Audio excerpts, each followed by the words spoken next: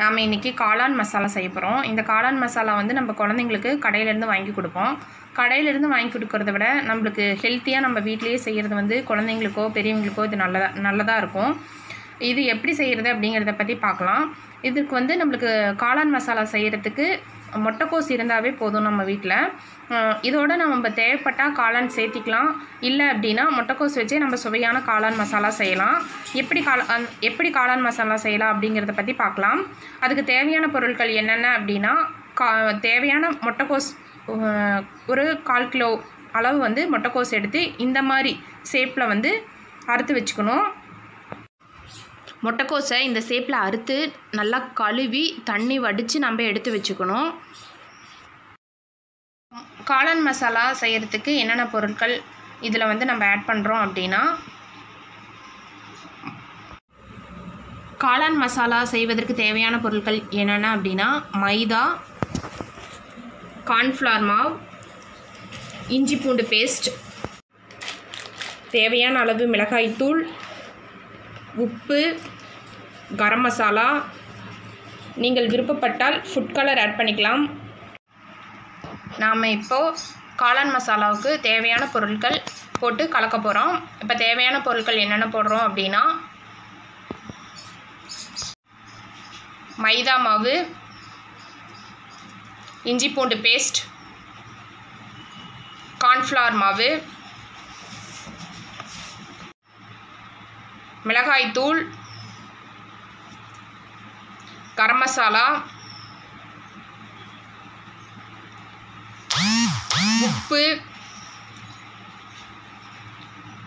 Food colour தேவைப்பட்டால் நீங்கள் சேர்த்திக்கலாம்.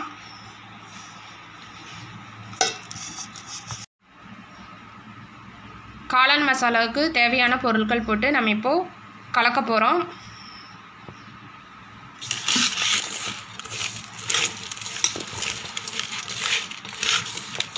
உடனே நம்ம தண்ணி ஊற்றிடக்கூடாது. கொஞ்சம் கொஞ்சமாக தான் தண்ணி ஊற்றி நம்ம கிளறணும். ஏன்னா முட்டைக்கோஸ் தண்ணி விடும் அப்படிங்கிறதுனால நம்ம இந்த மாதிரி போட்டு பிரட்டி வச்சுட்டு தேவையான அளவு முட்டைக்கோஸ் தண்ணி விட்டதுக்கப்புறம் கொஞ்சம் கொஞ்சமாக நம்ம தண்ணி ஊற்றி பிரட்டி வைக்கணும். இந்த மசாலாலாம் போட்டு ஒரு 10 மினிட்ஸ் நீங்கள் அப்படியே வச்சுருங்க. அதுக்கப்புறம் எவ்வளோ தண்ணி விடுது அப்படிங்கிறத பார்த்து நம்ம தண்ணி ஆட் பண்ணிக்கலாம். இப்படி நாம் பிரட்டி வைக்கணும். முட்டைக்கோஸை நல்லா கழுவி சுத்தம் பண்ணிவிட்டு நல்லா தண்ணி வடிஞ்சதுக்கப்புறம் நம்ம மசாலா பொருட்கள்லாம் போட்டு ஒரு 10 நிமிஷம் ஊற வச்சு நம்ம வச்சுட்டோம். இப்போ நம்ம அதுலேயே முட்டைக்கோஸே வந்து தண்ணி விட்டதுனால நம்ம இதில் வந்து தண்ணி எதுவும் ஆட் பண்ணல. சப்போஸ் உங்களுக்கு அது கொஞ்சம் வரன்னு இருக்கிற மாதிரி இருந்துச்சு அப்படின்னா நீங்கள் லைட்டாக தண்ணி ஆட் பண்ணி பிரட்டிக்குங்க. பிரட்டி வச்சு ஒரு 1/2 மணி நேரத்துக்கு அப்புறம் நம்ம எண்ணெயில் போட்டு எடுத்துக்கலாம். பிரட்டி வச்சு 1/2 மணி நேரத்துக்கு அப்புறம் இப்போ நம்ம எண்ணெயில் போட்டுடலாம். பிரட்டி வச்ச முட்டைக்கோஸை வந்து 1/2 மணி நேரம் நல்லா ஊறினதுக்கப்புறம் இப்போ நம்ம எண்ணெயில் போட்டு எடுக்கிறோம்.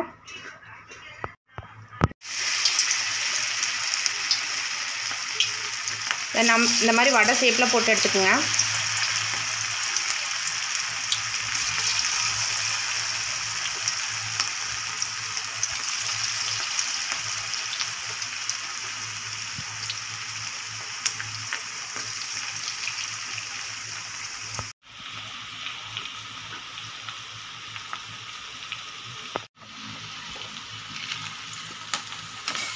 ஒரு சைடு வெந்தோடனே இந்த மாதிரி திருப்பி போட்டு நம்ம வேக வச்சுக்கலாம்.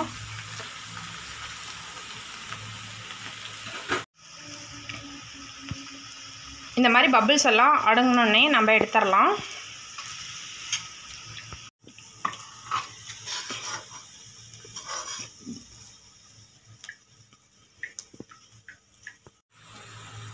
இதே மாதிரி மீதி இருக்கிற முட்டைக்கோஸ் எல்லாமே பொரித்து இதே மாதிரி எடுத்து வச்சுக்கலாம். காளான் மசாலாவுக்கு தேவையான முட்டைக்கோஸை நம்ம இந்த மாதிரி எண்ணெயில் பொரித்து எடுத்து வச்சுக்கணும். அதுக்கப்புறம் நம்ம இப்போ இந்த முட்டைக்கோஸை வந்து நம்ம தாளிக்கிறதுக்கு என்னென்ன பொருட்கள் வேணும் அப்படின்னா, பெரிய வெங்காயத்தை நம்ம இந்த மாதிரி பொடி பொடியாக அறுத்து வச்சுக்கணும். தக்காளி, இஞ்சி பூண்டு பேஸ்ட், இதை நம்ம தாளிக்க போகிறோம். தாளிக்கிறதுக்கு முன்னாடி இந்த சோள மாவில் நம்ம தண்ணி ஊற்றி கரைச்சி வச்சுக்கணும். அப்போ தான் வந்து காளான் நல்லா கெட்டியாக நம்மளுக்கு கிடைக்கும். காளான் மசாலா தயாரிக்கிறதுக்கு நாம் இப்போது தேவையான அளவு எண்ணெய் ஊற்றிக்கிறோம். இப்போ நம்ம பொரிச்சு வச்ச எண்ணெயே நம்ம அதுக்கு யூஸ் பண்ணிக்கலாம். இப்போ எண்ணெய் காஞ்சோடனே இஞ்சி பூண்டு போடுறோம்.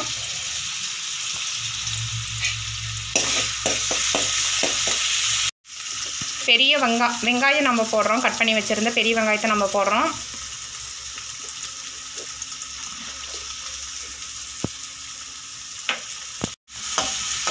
வெங்காயம் ரொம்ப சுருங்கிடக்கூடாது. ஒரு கண்ணாடி பதத்துக்கு வந்தோடனே நம்ம தக்காளி போடணும்.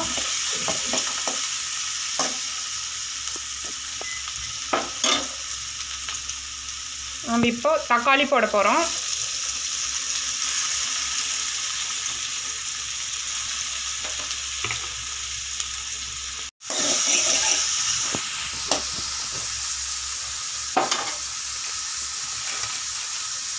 இப்போ தேவையான அளவு கரம் மசாலா நம்ம போடுறோம்.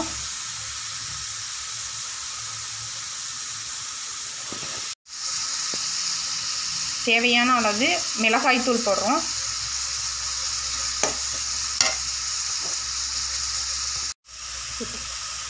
தேவையான அளவு உப்புத்தூள் போடுறோம். நம்ம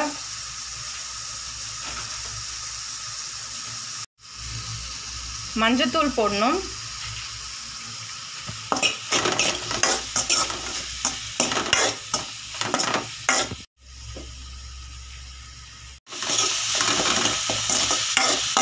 இப்போ தக்காளி நல்லா இதாகணும், நல்லா சுருங்கணும்.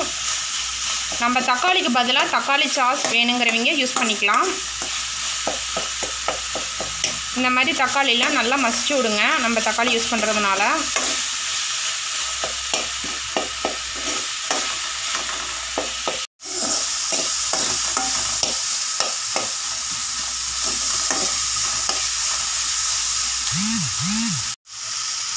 தக்காளி நல்லா மசிஞ்சதுக்கப்புறம் நம்ம கரைச்சி வச்ச கார்ன்ஃப்ளவர் மாவு தண்ணியை நம்ம இப்போ ஊற்றுறோம்.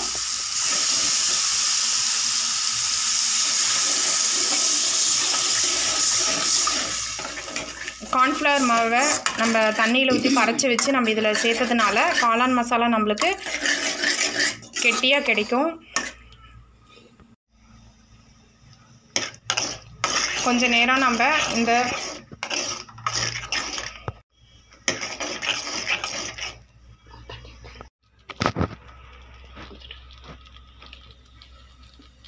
மசாலாவில் நம்ம வேணுங்கிற அளவுக்கு தண்ணி ஊற்றிக்கலாம். தண்ணி ஊற்றி நம்ம கொஞ்சம் நேரம் கொதிக்க வைக்கணும். மசாலா ஒரு கொதி வந்தோடனே நம்ம பொரிச்சு வச்ச முட்டைக்கோஸை நம்ம இதில் போடுறோம்.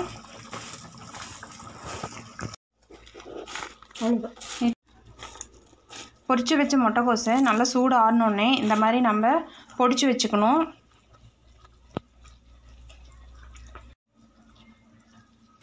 இந்த மாதிரி நல்லா பொடிச்சு வச்சதுக்கப்புறம் நம்ம மசாலாவில் ஆட் பண்ணிக்கலாம்.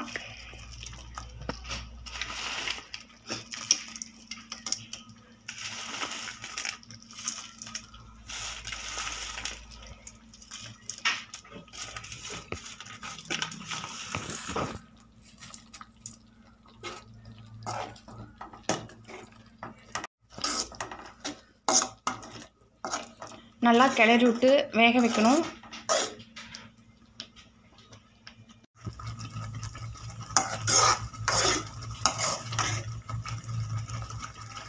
முட்டைக்கோஸை போட்டு இந்த மாதிரி எல்லாம் கலந்தோடனே ஒரு 5 நிமிஷத்தில் நம்ம இதை எடுத்துடலாம்.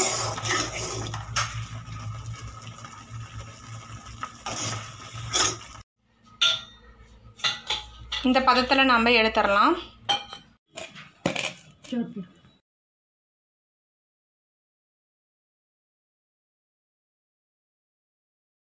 காளான் மசாலா தயாரித்த பின்னர் இந்த மாதிரி உங்களுக்கு தேவைப்பட்டால் பெரிய வெங்காயத்தை ஸ்லைஸாக அறுத்து இந்த மாதிரி சேர்த்துக்கலாம். கொத்தமல்லி தலையும் இது மாதிரி இதில் ஆட் பண்ணிக்கலாம் வேணுங்கிறவங்க. ஓகே ஃப்ரெண்ட்ஸ், சுவையான காளான் மசாலா ரெடி. இதே போல் உங்கள் வீட்டில் எல்லோரும் செஞ்சு சாப்பிடுங்க. குழந்தைங்களுக்கும் செஞ்சு கொடுங்க. சுவையாக இருக்கும், ஹெல்த்தியாகவும் இருக்கும் நம்ம வீட்டில் செய்கிறதுனால. ஓகே ஃப்ரெண்ட்ஸ், இந்த வீடியோ பிடிச்சிருந்தா லைக் பண்ணுங்கள், உங்கள் ஃப்ரெண்ட்ஸ்க்கு ஷேர் பண்ணுங்கள், மறக்காமல் சப்ஸ்கிரைப் பண்ணுங்கள்.